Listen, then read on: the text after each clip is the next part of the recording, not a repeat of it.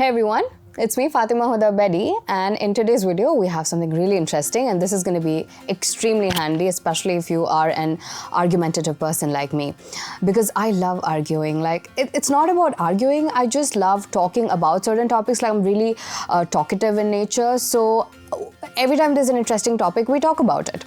And when you are talking about something, when you're discussing something, then there is a high chance that it might escalate and it might turn into an argument, more or less.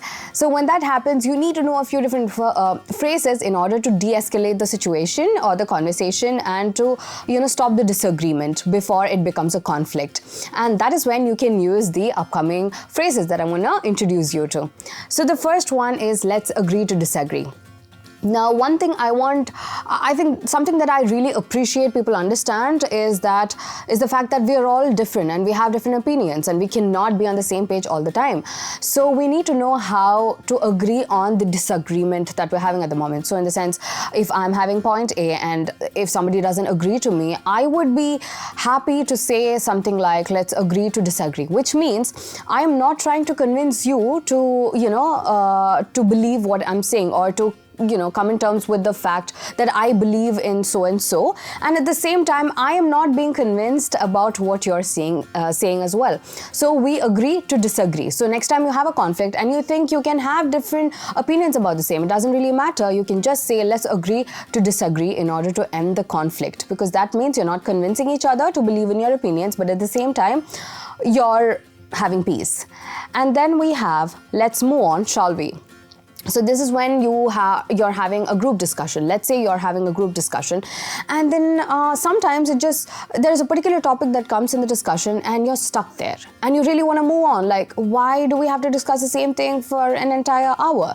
So you can say something like, let's move on, shall we? Which means let's move on to the next topic. Let's stop talking about this because this is a never-ending topic. It's a never-ending debate.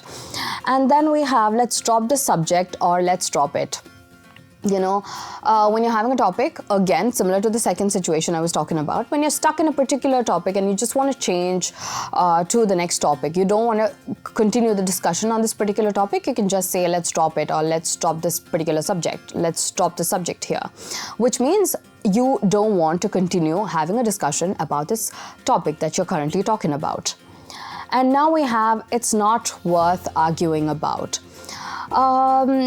This will be really handy when you're in a relationship. It can be any sort of relationship, like, with your parents, with your siblings, with your friends, with your husband, boyfriend, whoever it is. When you're having a discussion with someone who is important to you and you're arguing about something that you know very well, that is, it's trivial, it doesn't really matter, it's a futile conversation that you're having, then you can say, it's not worth arguing about, which means our relationship is more valuable than the topic or the argument that you're having right now. So let's stop talking about this. And then we have, let's leave it at that. So sometimes you come to a conclusion, or maybe you might have, stated your opinion and you just want to end it on that note. Then you can say, let's leave it at that, and then stop that particular conversation.